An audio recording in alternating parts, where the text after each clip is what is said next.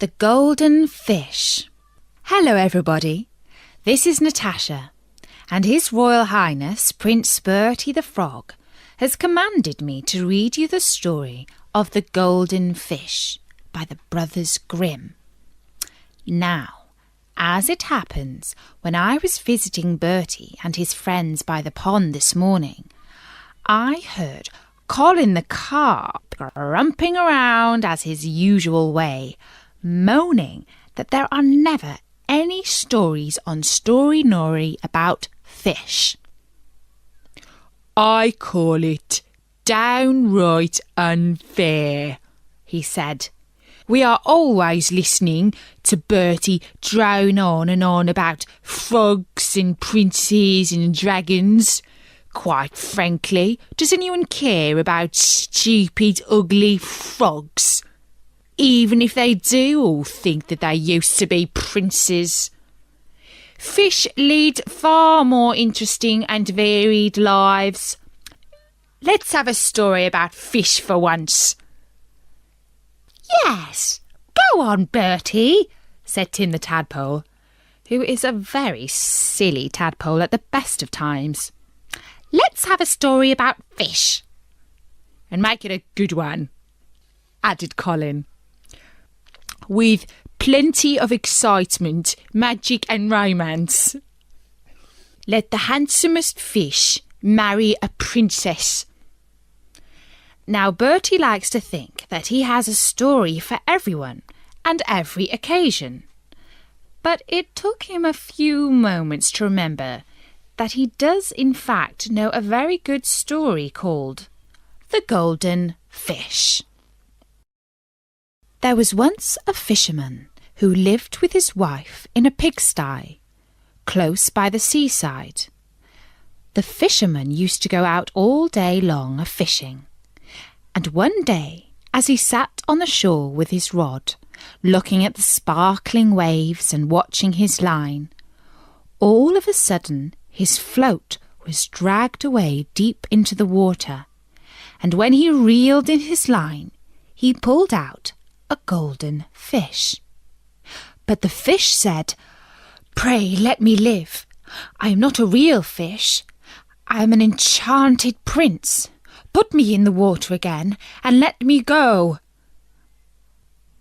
"Oh ho," said the man, "you need not go on much more about the matter.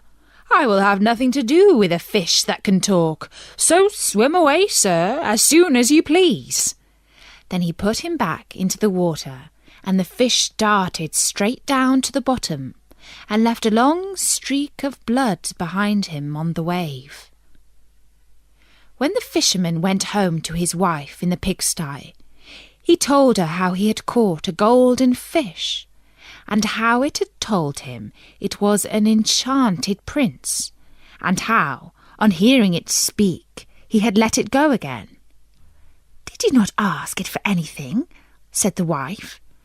"We live very wretchedly here in this nasty pigsty. Do go back and tell the fish we want a snug little cottage." The fisherman did not much like the business. However, he went to the seashore, and when he came back there, the water looked all yellow and green, and he stood at the water's edge and said, "O man of the sea, hearken to me. My wife Ilzabil will have her own will, and hath sent me to beg a gift of thee." Then the fish came swimming to him and said, "Well, what is her will? And what does your wife want?" "Ah," said the fisherman, "she says that when I had caught you, I ought to have asked you for something before I let you go. She does not like living any longer in the pigsty, and wants a snug little cottage." "Go home, then," said the fish. "She is in the cottage already." So the man went home and saw his wife standing at the door of a nice trim little cottage. Come in," she said. "Is not this much better than the filthy pigsty we had?"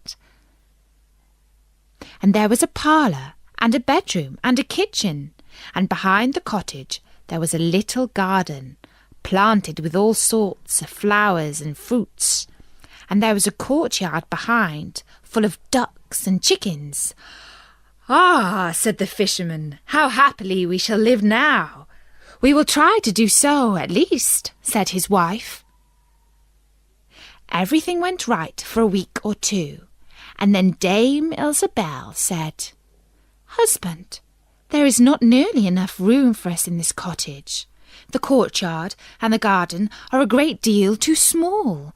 I should like to have a large stone castle to live in. Go to the fish again and tell him to give us a castle." "Wife," said the fisherman, "I don't like to go to him again, for perhaps he will be angry. We ought to be easy with this pretty cottage to live in." "Nonsense," said the wife. "He will do it very willingly. I know. Go along and try." The fisherman went, but his heart was very heavy, and when he came to the sea, it looked blue and gloomy, though it was very calm. And he went close to the edge of the waves and said, "O man of the sea, hearken to me. My wife Ilsebel will have her own will, and hath sent me to beg a gift of thee."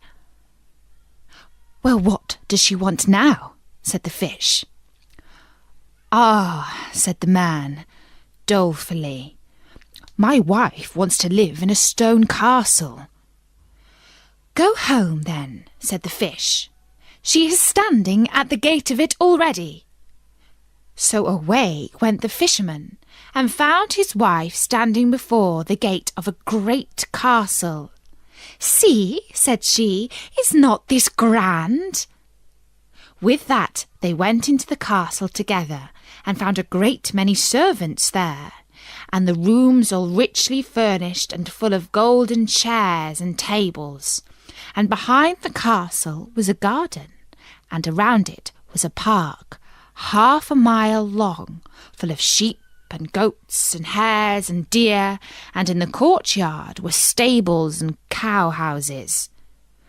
"Well," said the man, "now we live cheerfully and happy in this beautiful castle for the rest of our lives."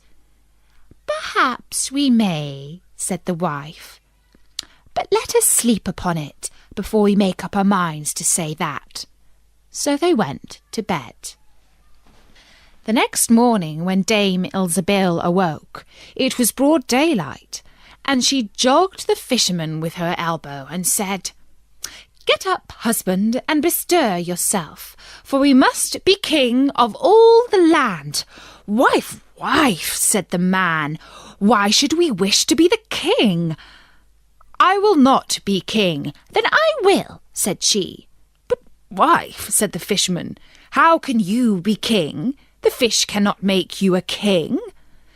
"Husband," said she, "say no more about it, but go and try. I will be king."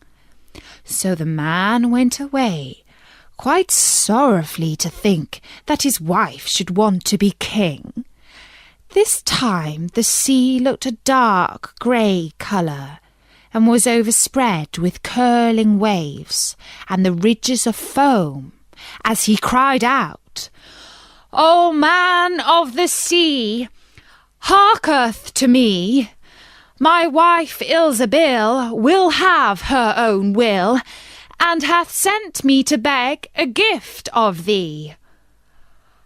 "Well, what would she have now?" said the fish. "Alas," said the poor man, "my wife wants to be king." "Go home," said the fish. "She is king already." Then the fisherman went home, and as he came close to the palace, he saw a troop of soldiers and heard the sound of drums and trumpets.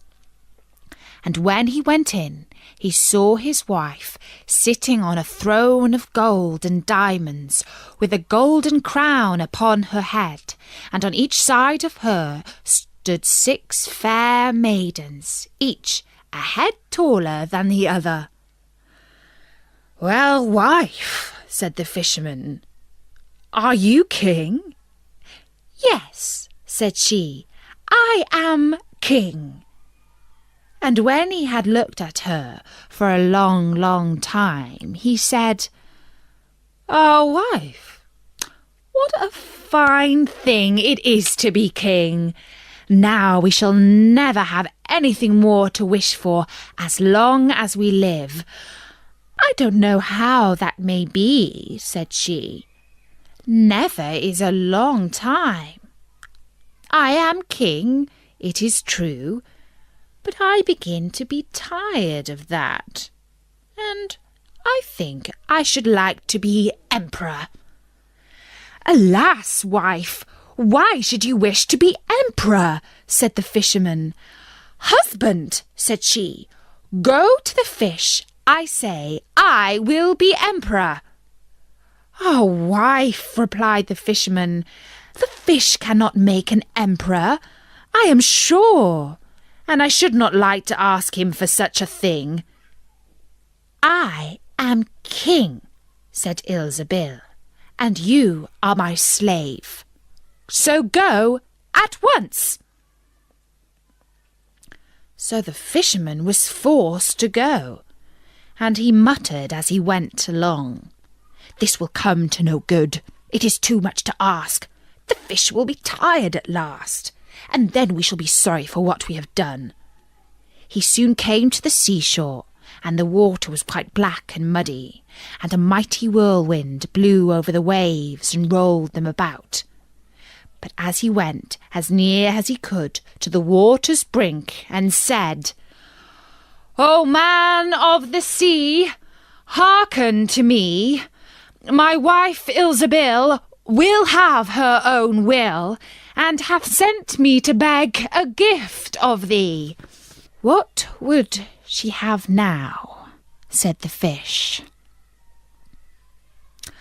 "Ah," said the fisherman, "she wants to be emperor." "Go home," said the fish. "She is emperor already." So he went home again, and as he came near, he saw his wife Ilsebil sitting on a very lofty throne, made of solid gold, with a great crown on her head, full 2 yards high, and on each side of her stood her guards and attendants in a row, each one smaller than the other, from the tallest giant down to a little dwarf, no bigger than my finger. And before her stood princes and dukes and earls, and the fisherman went up to her and said, "Wife, are you emperor?" "Yes," said she, "I am emperor." "Ah," said the man, as he gazed upon her, "what a fine thing it is to be emperor."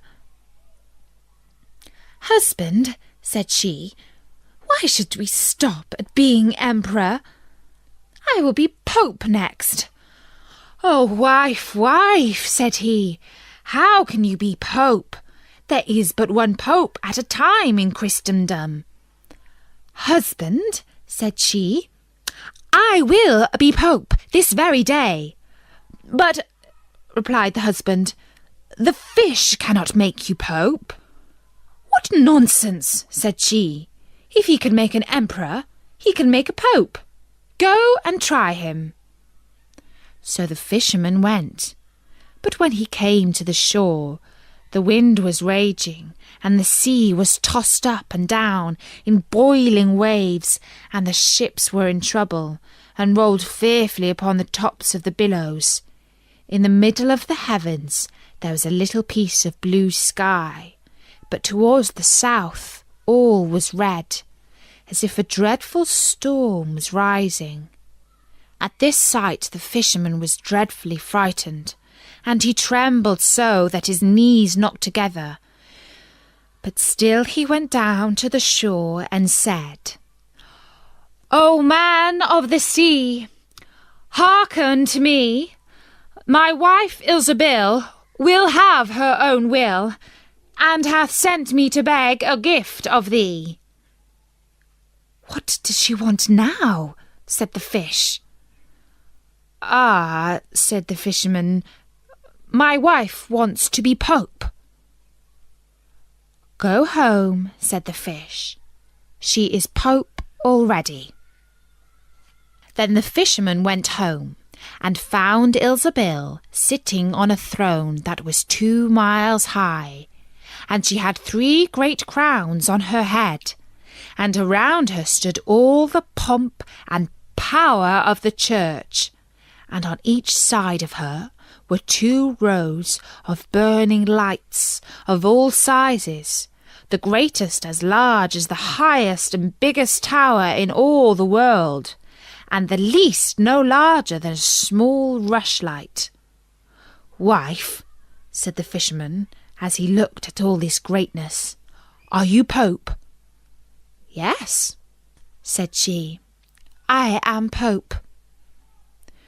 Well, wife, replied he, it is a grand thing to be Pope, and now you must be easy, for you can be nothing greater.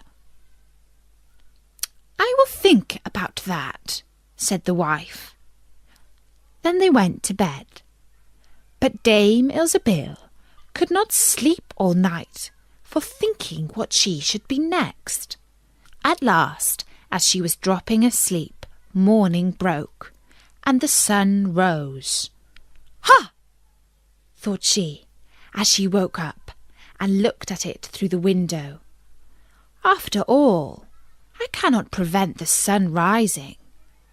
At this thought she was very angry, and wakened her husband and said, Husband, go to the fish and tell him I must be lord of the sun and moon. The fisherman was half asleep, but the thought frightened him so much that he started and fell out of bed. Alas, wife, said he, can he not be easy with being Pope? No, said she, I am very uneasy as long as the sun and moon rise without my permission. Go to the fish at once. Then the man went shivering with fear, and as he was going down to the shore, a dreadful storm arose, so that the trees and the very rocks shook, and all the heavens became black with stormy clouds, and the lightnings played, and the thunders rolled, and you might have seen in the sea great black waves swelling up like mountains, with crowns of white foam upon their heads. And the fisherman crept towards the sea, and cried out as well as he could, O man of the sea, hearken to me. My wife Ilsebil will have her own will, and hath sent me to beg a gift of thee. What does she want now? Said the fish. Ah, said he, she wants to be lord of the sun and moon. Go home, said the fish, to your pigsty again. And there they live to this very day. And that's the story of the golden fish. For once, Colin the Carp is happy. He's suggesting that we have another story next week called The Brave Fish Who Slayed a Dragon and Married a Beautiful Princess. Unfortunately, Bertie says he can't quite remember that one. But don't forget, there are loads more stories on the archives at storynori.com. I'll be back with another story soon. Until then, from me, Natasha, bye-bye!